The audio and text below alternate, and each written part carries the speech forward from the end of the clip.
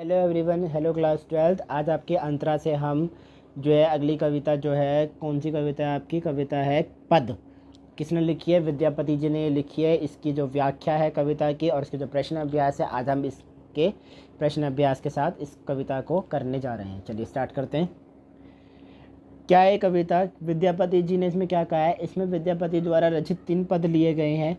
प्रथम पद में कवि ने नायक के वियोग में संतृप्त नायिका का वर्णन किया गया है। दूसरे पद में कवि ने क्या बताया? ऐसी ऐसी नायिका का वर्णन किया है जो जन्म जन्मांतर उसे अपने प्रियतम के रूप में पान कर भी स्वयं को अंतृप्त ही अनुभव करती है। मतलब जन्म जन्म से अपने प्रियतम को पाने के बावजूद भी खुद को जो है वो क्या महसूस कर रही है? अंतृप्त। जो मतलब उसे तृप्ति ही नहीं है उसे, ठीक है, वो संतुष्टि नहीं है, ऐसा अनुभव करती है। तीसरे पद में क्या बताया है?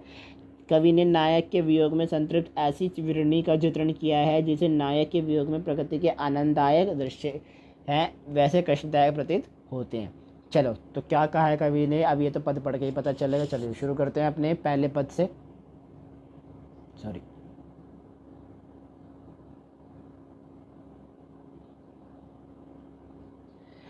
के पतिया लह जायत रे मोरा प्रियतम पास, हे नहीं सहे असह दुख रे भेल सयोन मास। एक सरी भवन पिया बिनु रे मोहि रहे लो जाए, सखी अनकर दुख दारुन रे जग के पति आए। मोर मन हरिहर लय गेल रे अपनो मन गेल, गोकुल तजी मधुपुर बसरे कन अप्सरा लेल। विद्यापति कवि गायुल रे धनि धरुन और मन आस, आओत तोर मन भावन रे एहि कार्तिक मास। ठीक है, ये आपका पद है। आई नो थोड़ा सा सेंटेंस पढ़ने में ऊपर नीचे हो गया। ये अवधि ही ये भाषा ही अवधि है, ठीक है, बट ट्राई करते हैं आगे और भी अच्छा इसे कंप्लीट करेंगे। सॉरी। तो देखो इसका मतलब क्या है? इस पद में नायिका राधा है और नायक कौन है? कृष्ण। अब इसमें जो देखो बता दिया है, ठीक है, इसके अंदर उन्होंने पहले पद में बता दिया कि नायक नायिका कौन है? राधा कृष्ण। ठीक है, अब देखो सबको पता कि राधा कृष्ण कौन थे। कविता बताना चाहती है कि वर्षा ऋतु आ गई है, नायिका को अपने नायक की याद सताने लगी है और वह अपने नायक को अपना संदेशा भेजना चाहती है। नायिका अपनी सखी से पूछती है कि मेरा पत्र लेकर मेरे नायक के पास कौन जाएगा? ऐसा कोई नहीं है जो मेरे इस पत्र को मेरे प्रियतम कृष्ण के पास पहुंचा दे? इस पावन महीने में विरह वेदना का असहनीय दुख मेरा ये शरीर अब नहीं झेल पा रहा और इसे बड़े भवन में मैं अपने प्रियतम के बिना नहीं रह पा रही। हे सखी, है सबकी मेरे इस कठोर दुख को संसार में ऐसा कौन मनुष्य जो समझ पाएगा? अर्थात मेरे इस असहनीय दुख को इस दुनिया में कोई नहीं समझ सकता। मेरा मन तो श्री कृष्ण अपने साथ ही लेकर चले गए, गोकुल छोड़ अब वह मथुरा जा बसे और एक बार जाने के बाद अब वे लौटकर आए भी नहीं। इससे उनकी बदनामी भी होने लगी है। अब कवि विद्यापति कहते हैं कि हे राधा, तुम अपने मन में सब्र, धीरज और आशा रखो और विश्वास रखो कि तुम्हारे प्रियतम श्री कृष्ण कार्तिक के महीने तक जरूर वापस आएंगे तुम्हारे पास। देखो कार्तिक का महीना क्या है? कार्तिक का महीना बहुत ही अच्छा और बड़ा ही उसकी हर महीने की अपनी महत्वता होती है। ठीक है, ऐसी कार्तिक मास में जो है श्री कृष्ण की महत्वता है। यहाँ पे 2 नायक नायिका यानी राधा कृष्ण के बारे में बताया गया है। राधा कहती है कि मेरे से अब उनका वियोग नहीं सहा जा रहा। ठीक है, अब देखो अगर आपने मेरी पहली वीडियो जो है 12 मासा पढ़ी है, उसमें भी जो है रानी नागमती अपने प्रियतम राजा रत्नसेन के वियोग के बारे में बताया गया है। ऐसी इसके अंदर जो है राधा रानी अपने प्रियतम श्री कृष्ण से वियोग नहीं सह पा रही हैं। वो चाह रही हैं कि उनका पत्र कोई उनके प्रियतम तक पहुंचा दे। क्योंकि श्री कृष्ण गोकुल छोड़ के तो चले गए, मथुरा जाकर बस गए, ठीक है, जिससे उनकी बदनामी तक हो रही है, परंतु वो वापस नहीं आए। तो विद्यापति जी कहते हैं राधा रानी से कि हे सखी, हे राधा, तुम परेशान मत हो, तुम्हारे प्रियतम तुम्हारे पास वापस ज़रूर लौट कर आएंगे कार्तिक मास तक, तुम परेशान मत हो। क्या विशेषता है इसके अंदर, इस पद के अंदर, इस वाक्या के अंदर? इसके अंदर वेदना का बताया गया है बारे में, ठीक है, मैथिली भाषा का सुंदर प्रयोग करा गया है। ठीक है, मैथिली मतलब जो है ब्रज भाषा की तरह ही होती है वो भी। वियोग रस विद्यमान है इसके अंदर। मोर मन में अनुप्रास अलंकार है। ठीक है, मोर मन का मतलब क्या है? यहाँ पे देखो पुनरावृत्ति हो रही है, तो क्या है? अनुप्रास अलंकार। ठीक है, छंद युक्त पद है, छंद भी है इसमें। ठीक है, देखो पद तो है पर छंद युक्त है। दूसरे पद में कवि ने ऐसी नायक नायिका का वर्णन किया है जो जन्म जन्मांतर से अपने प्रियतम के रूप का पान करके भी स्वयं को असंतुष्ट अनुभव करती है। चलिए क्या है दूसरा पद? सखी है कि पूछसी अनुभव मोए, सेह पीरिति अनुराग, बखिनी तिल तिल नूतन होए, जन्म अवधि हम रूप निहारल, नयन न तिरुपति भेल, सेहो मधुर बोल सवनहि, सुनत सुति पत रस मन गेल, कत मधु जीमनि रभस गमाओली न भूजल कसई केली, लाख लाख जुग हिये राखल तयो हिज जरई न गेल, कत विगत जन रस अनुमोदय, अनुभव काहू न पेख, विद्यापति कह प्राण जुड़ाईत, लाखे न मिलल एक। क्या मतलब है इसका? सखियाँ राधा से उसके अनुभव के बारे में पूछने लगती हैं तो राधा कहती हैं, हे सखी, मुझे उन सुंदर पलों का अनुभव क्या पूछती हो? मैं तो जितनी बार उन पलों को याद करूं, जितनी बार उन पलों को बताऊं, वो उतने ही नहीं हो जाते हैं।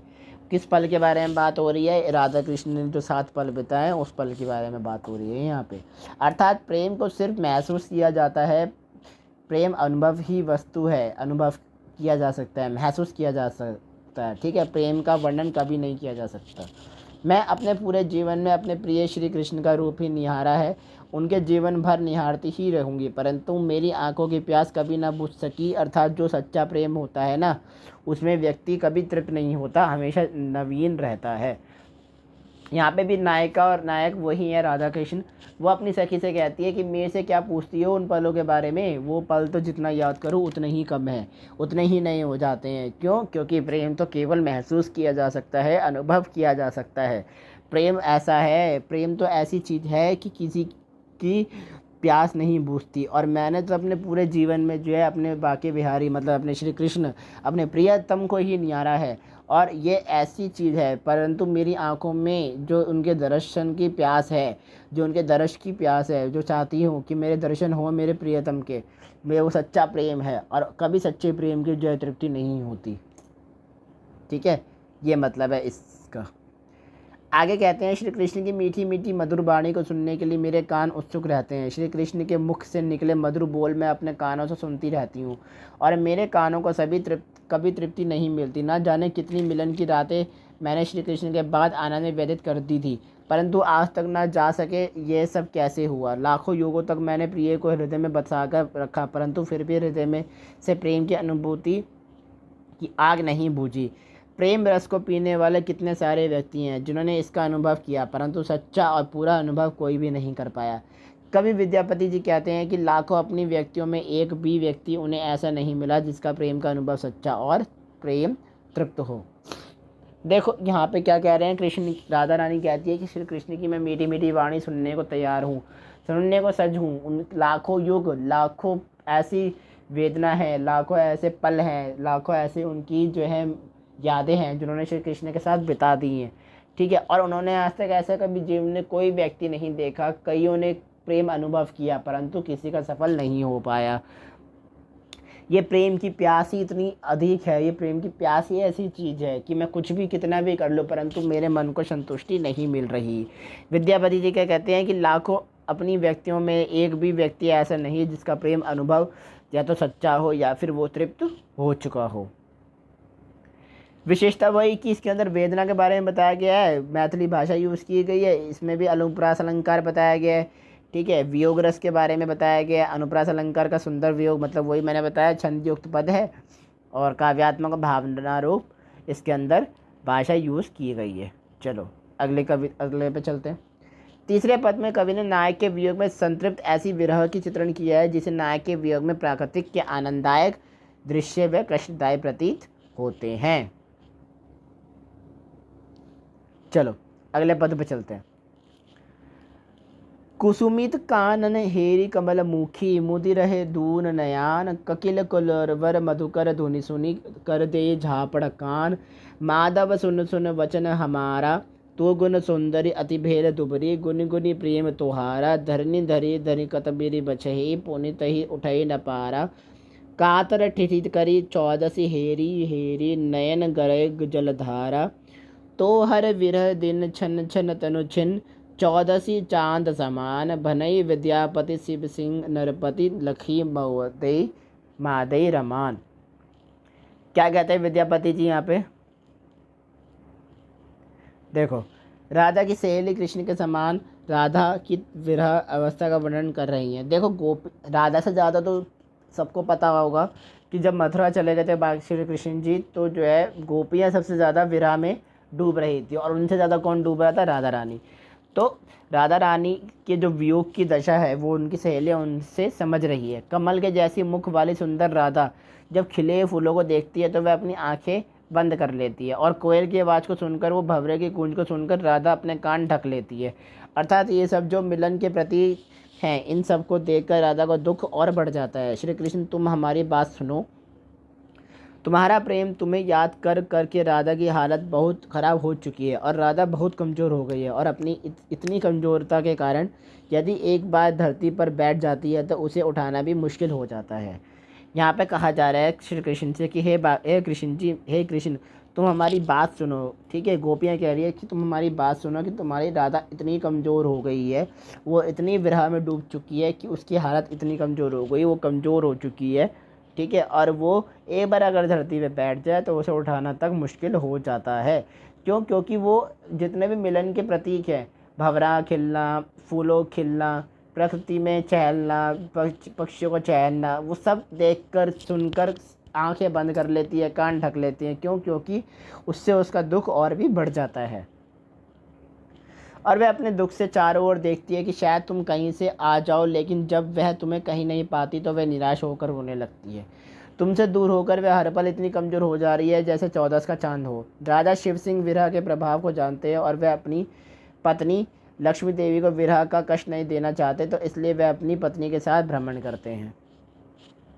ठीक है, वो इतनी दुखी हो चुकी है कि जब उन्हें लगता है कि तुम आ गए परंतु तुम नहीं आते, तो वो ये सोचकर और भी रोने लगती है, और इतनी कमज़ोर हो गई जैसे कोई 14 का चांद हो, है ना।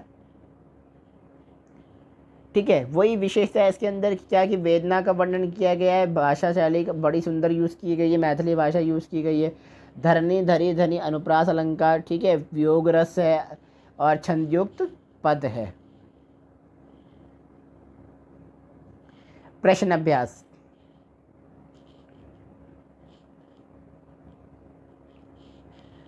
प्रियतमा के दुख के क्या कारण है? प्रियतमा अर्थात राधा दुखी है क्योंकि उनका प्रियतम गोकुल छोड़कर मथुरा जाकर बस गया, और राधा उनके वियोग में तड़प रही है। सावन मास आ चुका है, और ऐसे में राधा को कृष्ण की याद आ रही है। क्यों? क्योंकि सावन मास में देखो झूले वगैरह पड़ते हैं, है ना। वह बड़े ही से भवन में अकेले नहीं रह पा रही, नायक परदेश जाकर उसे भूल गया है और वापस आने का नाम नहीं ले रहा है। इन सब कारणों के नायिका अत्यंत दुखी है। देखो यहाँ पे परदेश चला गया है नायक, क्या लिखा है यहाँ पे? नायक परदेश चला गया है। ये तब बात हो रही है परदेश की जब नायक और नायिका के रूप में हम देखें, और यदि हम राधा और कृष्ण के रूप से देखें तो श्री कृष्ण कहाँ चले गए हैं? श्री कृष्ण चले गए हैं मथुरा। ठीक है, प्रश्न संख्या 2 में क्या कहते हैं कवि? कवि नयन ना तिरुपति भेल के माध्यम से विरहिणी नायिका की किस मनोदशा को व्यक्त करना चाहते हैं? नायिका ने अपने पूरे जीवन काल में नायक के मनोहर रूप का दर्शन किया है, परंतु ये प्रेम होता ही ऐसा है कि कभी हृदय को संतुष्टि नहीं मिलती। यही नायिका के साथ हो रहा है, और वह अपने प्रियतम को जितना भी देखी और उसे कम ही लगता है, जितना भी सुने कम ही लगता है। वो अपने प्रेम का जितना बखान करती है उसका प्रेम उतना ही नवीन होता जाता है। प्रेम व्यक्ति कभी तृप्त नहीं हो सकता। जो लोग रसभोग करते हैं वो भी इसके मर्म को कभी समझ नहीं पाते। इस प्रकार कवि इस पंक्ति के माध्यम से विरहिणी नायिका के असंतृप्त हृदय की स्थिति को दर्शाता है। देखो, इसका मतलब क्या है कि कवि राधा रानी कहती हैं कि श्री कृष्ण और मेरा प्रेम इस प्रकार है कि जितना भी मैं अपने प्रियतम को देखूं, जितना भी मैं अपने प्रेम के बारे में बताऊं, वो और नवीन हो जाता है, वो पल और भी सुंदर हो जाते हैं। क्यों? क्योंकि प्रेम जो है आत्मा से किया जाता है, ठीक है, शरीर से नहीं किया जाता। यही राधा और कृष्ण ने अपने प्रेम से इस संसार को उदाहरण दिया था। प्रश्न संख्या 3, नायिका के प्राण तृप्त न होने पाने के कारण अपने शब्दों में लिखिए। नायिका के प्राण तृप्त नहीं हो पा रहे तो अपने शब्दों में कैसे लिखना है आपने? देखो, नायिका का अपने प्रियतम से प्रेम अतुलनीय है। उसके अपने पूरे जीवन में कृष्ण ने मनोहारी रूप को निहारा है, फिर भी उससे ये कम ही लगता है, और अपने प्रियतम का मनोरथ रूप देखने उसके नेत्र तरसते हैं। वो इस तरह वियोग में शायद डूब चुकी है, उसके नयन इस तरह से हैं कि उसके प्रियतम को उसके दर्शन हो जाएं। नायिका ने अपने पूरे जीवन काल में कृष्ण की मधुर बातें सुनी हैं और उसके जितनी मधुर बातें उसके कानों में कही और उसकी कभी पढ़ी और उसे से कभी पढ़ी ही नहीं, फिर भी वह उससे कभी तृप्त नहीं हुई। उसके कान आज भी अपने प्रेमी की ध्वनि सुनने को तड़पते हैं। पूरे जीवन उसने श्री कृष्ण की बातें ही सुनी हैं, ठीक है, और वो चाहती है कि आज भी उसके कानों में श्री कृष्ण की आवाज़ गूंजे। उसने अपने हृदय में कृष्ण को इतने समय तक संजो कर रखा है, फिर भी उसका मन कभी तृप्त नहीं हुआ। प्रेम ऐसा ही होता है जिसे महसूस किया जा सकता है, अनुभव किया जा सकता है। कोई भी प्रेमी आज तक तृप्त नहीं हुआ। प्रश्न संख्या 4, सेहे फिरत अनुराग बखानी तिल तिल नूतन होए से लेखक का क्या आशय है? इस पंक्ति से कवि ने नायिका के प्रेम का वर्णन किया है। राधा और कृष्ण का प्रेम इतना गहरा है कि उसका बखान कर पाना संभव ही नहीं, ठीक है। राधा की सखियाँ उसे अपने प्रेम का वर्णन करने को कहती है, तो राधा कहती है उस प्रेम को मैं क्या बताऊँ जिसे स्वयं वह नहीं समझ पाई। वह अपने प्रेम का जितना बखान करे उतना ही कम है, वो उतना ही नवीन हो जाता है। कोयल और भौरों के कलरव का नायिका पर क्या प्रभाव पड़ता है? नायिका जब भी कोयल की कूक सुनती है तो उसे अपने प्रियतम का विरह असहनीय हो जाता है, उसे नहीं सहा जाता, क्योंकि ये सब मिलन के प्रतीक हैं कि श्री कृष्ण उससे मिलने आ रहे हैं। वह सब भी भंवरों को कुंजन सुनती है तो वह अपने प्रेमी से मिलन को तड़पने लगती है, परंतु नायिका का अभी अपनी प्रेमी से मिलन संभव ही नहीं, अतः वह अपनी आंखों को बंद कर लेती है ताकि उसे खिलते हुए फूल भी ना दिखाई दे। कोयल और भंवरों की कुंजन सुनकर अपने कानों को बंद कर लेती है ताकि उसे उनकी ध्वनि सुनाई ना दे सके। कोयल की कूक, भंवरों का गुंजन से ये सब मिलन के प्रतीक है और उससे सुनकर नायिका को बहुत कष्ट होता है, वो रोने लगती है। प्रश्न संख्या 6, कातर दृष्टि से चारों तरफ प्रियतम को ढूंढने की मनोदशा को कवि ने किन शब्दों में व्यक्त किया है? प्रियतम को चारों तरफ ढूंढने में मनोदशा को कवि ने इन शब्दों में व्यक्त किया है। कातर दीटी करे चौदस हेरी हेरी नयन गरे जलधारा, अर्थात नायिका नायक को हर तरह ढूंढती है, शायद वो कहीं दिख जाए परंतु उसको ना पाकर व्यतीत हो जाती है। उसके नेत्रों से लगातार आंसू बहते रहते हैं। जिस प्रकार 14 का चंद्रमा दिन पर दिन क्षीण हो जाता है, ठीक उसी प्रकार नायिका भी अपने प्रियतम के वियोग में व्यथा में दिन भर दिन क्षीण होती जा रही है। प्रश्न संख्या 7, तत्सम रूप लिखिए। तिरुपति छन्न विदग्रत निहारल पिरति सावन अबजस छीन तो हारा काती। तत्सम रूप मतलब मिलते जुलते शब्द भी होते हैं, या इनको आप कह सकते हो इनका अर्थ। तो तिरपित का मतलब क्या है? संतुष्टि। छन का मतलब क्षण, ठीक है। ये सारे जो है मैथिली भाषा है, एक अवधि भाषा के मतलब जो भी पुरानी भाषा, जो पुराने टाइम की भाषा है, उसका हिंदी मीनिंग लिखना है आपने। विदगत का मतलब विदगद, निहारल निहारा, पीड़ित प्रीति, सावन सावन, ठीक है। देखो सावन है ना, सावन हमने पद में पढ़ा था, क्या मतलब है इसका? सावन, सावन का जो महीना होता है वो है इसका मतलब। अबजस यानी अपशय, शीन क्षीण, त्योहार तुम्हारा, कार्तिक कार्तिक यानी कार्तिक मास। निम्नलिखित का क्या आशय स्पष्ट कीजिए। देखो ये 3 पंक्तियाँ दी हैं, अगर आपने पंक्तियाँ समझ आई हों तो आप मुझे ये तीनों होमवर्क में लिख के मुझे कमेंट सेशन में बताएंगे, ठीक है। ये आपका जो है HW है। आपने ये तीनों पंक्तियाँ, अगर आपने एक पद अच्छे से सुने, सबका मीनिंग समझ आया, मुझे भी तो पता चले कि आपको अच्छे से समझ आ रहा है, तो आप मुझे कमेंट सेशन में ये तीनों पद अच्छे से एक्सप्लेन करके देंगे। मैं जिसका भी अच्छा होगा, जिसका भी कमेंट अच्छा होगा, जिसका भी पद अच्छा होगा एक्सप्लेन किया हुआ अपने शब्दों में, उसे मैं ज़रूर पिन करूँगा, ठीक है। तो ये मैं आपको HW में देता हूँ। सो आज के लिए इतना ही। Thanks for watching this video. If you like this video, to this step, as you all know, सबको पता है कि क्या क्या कौन से स्टेप करने हैं, आपने क्या क्या करना है। Hit the bell icon, share the video, do valuable comments in comment session, subscribe the channel and press the bell icon. ये घंटा जो है ना ये ज़रूर दबाना ताकि आपको वीडियोस की जो है नोटिफिकेशन मिलती रहे, ठीक है। Until then see you, tata bye bye, शुभ रात्रि।